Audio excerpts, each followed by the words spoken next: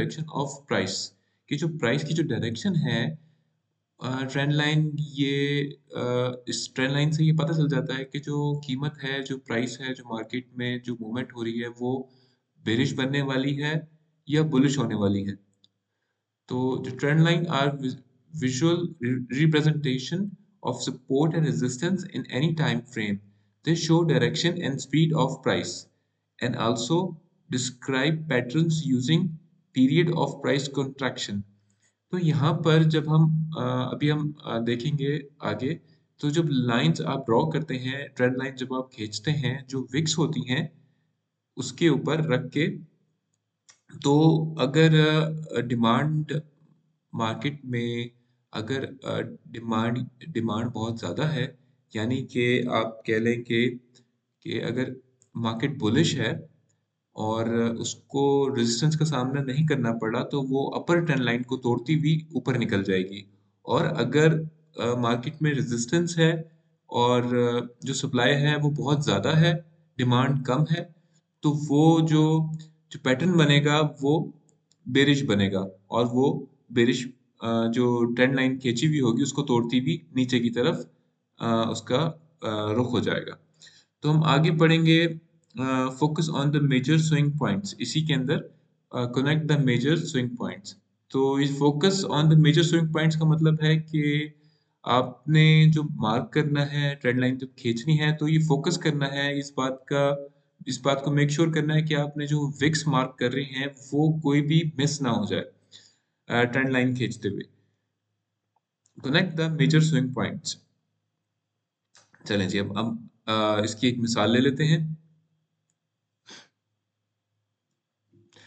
Basically जो trend line है वो आपको समझाना, दोबारा समझा रहा हूँ कि कितने टाइप्स की ट्रेंड लाइन होती हैं। ये हमने पहले भी जिक्र किया था इसका। Three types of trend lines, ये इसमें सपोर्ट एंड रेजिस्टेंस में भी हमने जिक्र किया था इन चीज का। तो ये अपर ट्रेंड जब मार्केट बुलिश होती है, और डाउन ट्रेंड जब मार्केट जो है बेरिश होती है, और साइडवेज में आप इस बात का अंदाजा नहीं लगा सकते कि मार्केट, ये साइडवेज जब होती है, जब मार्केट बिल्कुल स्लो हो जाती है, स्लो मूवमेंट हो जाती है, मार्केट मूव नहीं कर रही होती, बहुत थोड़ा थोड़ा, तो उस टाइम जो एक ट्रेडर होता है उसको अंदाजा नहीं हो पाता कि मार्केट की जो मूवमेंट है वो बेरिश होगी या बुलिश, क्योंकि जब तक वो उसकी ट्रेंड लाइन को क्रॉस ना करे, या रेजिस्टेंस को ना तोड़े, या जो सपोर्ट होगी उसको ना तोड़े, जब तक इन दोनों लाइंस को नहीं तोड़ता, तब तक उसका डायरेक्शन का अंदाजा नहीं लगा सकते इस साइडवेज ट्रेंड में। तो जो अपर ट्रेंड होता है इसमें हायर हाई, फिर थोड़ी सी करेक्शन, फिर हाई, फिर हायर हाइज, फिर हाई। तो फिर यहाँ पर आप ये देख सकते हैं कि अगर ये जो इस पे ब्लू डॉट मार्क हुए हुए हैं, यहाँ पर आप ट्रेंड लाइन खींचते हैं बिल्कुल सीधे, और नीचे भी इसी तरह से। तो इसने अपना लो तोड़ा, और लो तोड़ती हुई मार्केट जो ट्रेंड लाइन तोड़ती हुई नीचे की तरफ, लोअर लो, फिर लो, फिर लोअर लो, फिर लोअर हाई, फिर लोअर लो। तो इस तरह डाउन ट्रेंड चलना शुरू हुआ। जी, तो अब हम एक छोटी सी और मिसाल लेते हैं। यहाँ पर आ जाइए, देखिए किस तरह से ये कितने खूबसूरत तरीके से ट्रेंड लाइन जो है खिंची हुई है यहाँ पर। अब आप देख सकते हैं कि इस ट्रेंड लाइन को मार्केट ने मार्क, ये बुलिश ट्रेंड है, और मार्केट ये जो मार्किंग हुई हुई है ट्रेंड लाइन की, ये देखें बिल्कुल विक्स के ऊपर, बिल्कुल उसके बराबर खींचनी है, बिल्कुल ऐसे। आप H4 का चार्ट यूज कर सकते हैं, H1 का चार्ट यूज कर सकते हैं, और D1 का चार्ट। तो ये तीन बड़े चार्ट हैं जिसमें आप ट्रेंड लाइन खींच सकते हैं। ठीक है,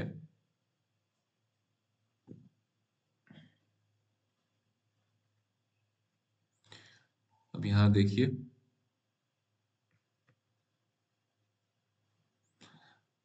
अब यहाँ से ट्रेंड लाइन खींची जिस तरह से, begin to draw trend line here, ये आप यहाँ से शुरू करेंगे, ये आप बाद में भी सीधा कर सकते हैं इसको, इसकी यहाँ पर विक्स नहीं है, तो यहाँ विक के बिल्कुल इधर-इधर आपने ड्रॉ करनी है। अगर जैसे ये विक्स निकली हुई है, तो ये बुलिश पिन बार में आएगी क्योंकि यहाँ थोड़ा-सा सपोर्ट यहाँ पर मार्केट ने काफ़ी सपोर्ट जो है यहाँ पे मिला है इसको।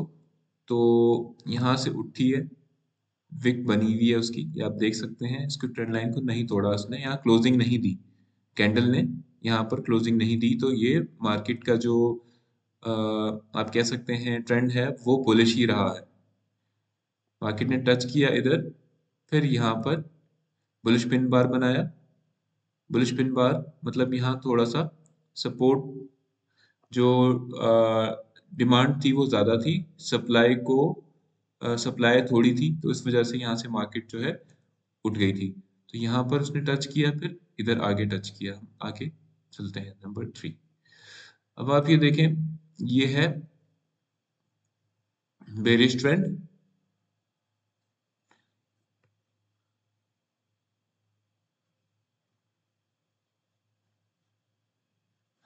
ये ओवरलैप, नो ओवरलैप, ओवरलैप से मुराद यहाँ पे जो ट्रेंड लाइन है उसको तोड़ने की कोशिश की, यहाँ पे नहीं तोड़ा, यहाँ पे टच किया, उसके बाद दोबारा यहाँ पर तोड़ने की कोशिश की, लेकिन सप्लाई इतनी ज़्यादा थी कि और डिमांड तो बिल्कुल नहीं थी, तो मार्केट ने फिर बेरिश ट्रेंड बनाना शुरू किया। फिर यहाँ ओवरलैप नहीं हुआ, यहाँ सिर्फ टच किया और फिर वापस नीचे। ये पूरा बेरिश ट्रेंड है, आप देख सकते हैं। ठीक है, अब आप ये देखिए कितने खूबसूरत तरीके से यहाँ मार्किंग हुई भी है।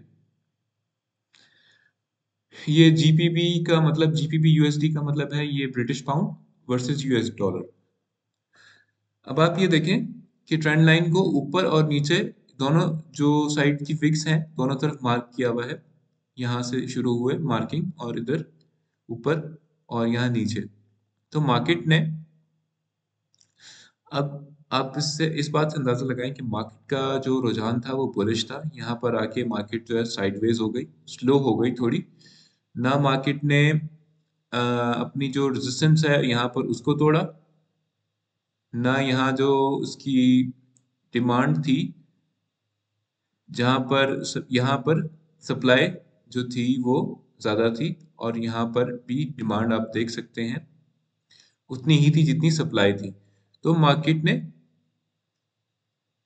यहाँ पर, ये देखें कितना रेजिस्टेंस, रेजिस्टेंस यहाँ पर कितनी ही ज़्यादा है ऊपर, और यहाँ तक भी डिमांड ज़्यादा है। फिर उसके बाद अब मार्केट में अगर ये या तो ऊपर जो रेजिस्टेंस है या तो उसको तोड़ देता, लेकिन उसने उसको नहीं तोड़ा ट्रेंड लाइन को, तो क्या यहाँ पर बेरिश ट्रेंड बन चुका है। तो यहाँ पर जो आप कह सकते हैं जो डिमांड थी वो कम हो गई थी, मार्केट में सप्लाई ज़्यादा आ गई थी, तो यहाँ पर बेरिश ट्रेंड बना। अब अगले उस पर चलते हैं। जी ये देखें, ये इसी तरह से मार्किंग, ये आप देख सकते हैं थोड़ा सा निकला हुआ है यहाँ पे रेजिस्टेंस वाली जो ये ट्रेंड लाइन है यहाँ पे, लेकिन क्लोजिंग उसने एक बुल ने यहाँ पर बुलिश कैंडल ने ऊपर दी है, लेकिन उससे उसके अलावा कोई कैंडल ऊपर नहीं क्लोजिंग दी है, बेरिश ने नीचे क्लोजिंग दी है। तो यहाँ पर इतना रेजिस्टेंस का सामना करना पड़ा था ऊपर भी, और यहाँ पर डिमांड भी थी। तो इस जगह पे मार्केट ने ब्रेकआउट किया और यहाँ से रिवर्सल बनाती हुई नीचे की तरफ बेरिश ट्रेंड, और यहाँ से नीचे चली गई।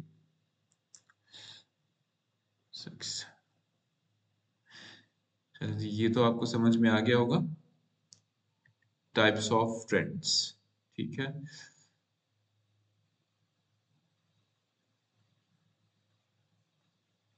अब हम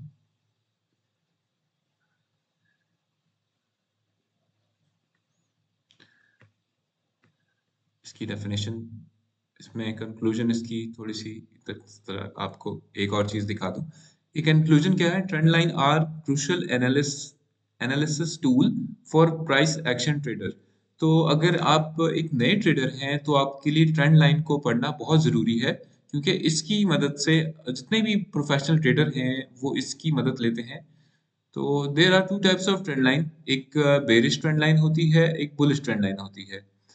तो बेरिश ट्रेंड लाइन और बुलिश ट्रेंड लाइन वो होती है जो मैंने आपको समझाया कि जब मार्केट में डिमांड ज़्यादा होती है, सप्लाई कम होती है, तो बुलिश ट्रेंड लाइन पे आप देखें वहाँ पर उस ऊपर निकल जाता है, और जब वहाँ मार्केट में सप्लाई ज़्यादा होती है और डिमांड कम होती है, रेजिस्टेंस ज़्यादा होती है, तो बेरिश ट्रेंड लाइन उसको वहां पर निकल जाती है market. When you draw a trend line you should take into consideration. तो जब आप ट्रेंड लाइन ड्रॉ करते हैं, आपको क्या चीज़ों का ख्याल करना चाहिए? द कैंडल बॉडी बॉटम, जो मैंने आपको बताया कि उसकी विक जो होती है, and the lower candle wick for the bullish trend. तो आपने ये मार्क करनी है कैंडल की बॉडी की बॉटम की, जो लोअर कैंडल की विक्स है ना, वहां से मार्किंग, जितनी विक्स आपको दिखें आपने मार्किंग करनी है। कोशिश करें कि ज्यादा से ज्यादा विक जो है उसको ट्रेंड लाइन टच करे। The candle body tops and the upper candle for bearish trend. The candle body tops and the upper candle wicks for the bearish trend. तो इसी तरह जिस तरह आप नीचे मार्किंग करेंगे कैंडल की, तो ऊपर भी उसी तरह विक्स को टच करना है ट्रेंड लाइन को। जी, remember these three important rules when you analyze potential trends. You need at least 3 points lying on the same line in order to confirm tendency. तो एटलीस्ट आपके जो ट्रेंड लाइन पे जो Vicks के जो 3 जगह से विक्स टच हो रही हो, ताकि आपकी जो कंफर्मेशन है वो ज़्यादा बेहतर तरीके से हो। ये मैं आपको इसमें मिसाल दे दूं, जैसे आप ये देख सकते हैं कि ये देखें, ये 1 2 3, ये 3 जगह से टच हो रही है। अगर यहाँ मार्केट टच होके नीचे निकल जाती तो आप इस बात का अंदाजा नहीं लगा सकते, मतलब यहाँ कंफर्मेशन हो जाती है। अगर आपने यहाँ पर यहाँ 2 जगह टच हुई होती, तीसरी जगह पे टच ना हुई हुई होती और चौथी जगह से निकल जाती, तो आपको कंफर्मेशन इस तरह ना होती। तो कम से कम भी जो विक्स हैं वो आपकी ट्रेंड लाइन पे 3 जगह टच होनी चाहिए। जो चौथी जगह पे टच होगी तो आपको कंफर्मेशन हो जाएगी कि अगर आपकी जो यहाँ पर जैसे डिमांड है इस लाइन के ऊपर, तो अगर इसको तोड़ देती तो ये बेरिश ट्रेंड बन जाता, लेकिन इसको नहीं तोड़ा, या डिमांड ज्यादा होने की वजह से मार्केट यहाँ से उठ गई थी। तो ये बेसिकली मार्केट कम से कम भी 3 जगह पे टच होनी चाहिए। अच्छा जी, there are 3 main trend line जो मैंने आपको बताया कि वो यूज हो सकती है। जैसे 3 ट्रेंड लाइन जो बेसिक हिकमत अमली हैं वो कौन सी हैं?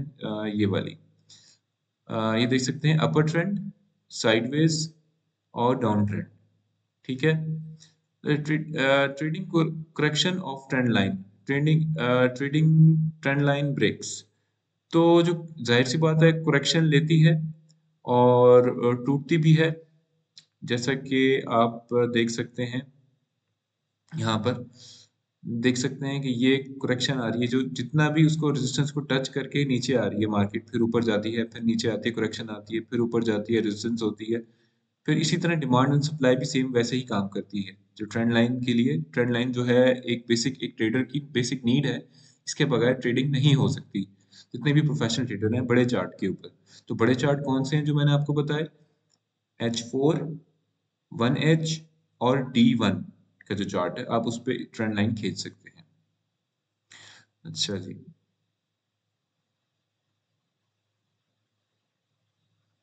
अब एक मिसाल आपको और दे दूं।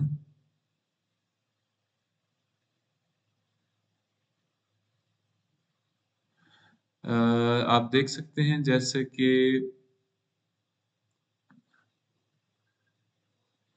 यहाँ पर ये अपर ट्रेंड जो है, यहाँ जो हाई हाई लगाया उसने, ये जो मैं बात कर रहा था इस जगह पे कि trading correction of trend line और ट्रेडिंग ट्रेंड लाइन ब्रेक्स। तो जो करेक्शन होती है, एक मिनट जी, ये आप देख सकते हैं कि मार्केट, ये जो ग्रीन से आप पॉइंट मार्क हुए हैं, ये ट्रेंड लाइन बेसिकली यहाँ पर खींचते हैं इस तरह से, और नीचे भी बिल्कुल ऐसे ही। तो ये देख सकते हैं कि ये इसको जब बुलिश ट्रेंड बना तो हायर हाई, फिर उसके बाद ये करेक्शन आती है यहाँ पर। ये जब भी मार्केट बिल्कुल साइडवेज मूव करती है, हमेशा ऊपर की तरफ डायरेक्ट नहीं उठाती, और इसी तरह से जब डाउन ट्रेंड स्टार्ट होता है तब भी करेक्शन लेती हुई मार्केट नीचे की तरफ जा रही होती है। आज के लिए इतना ही। Thank you.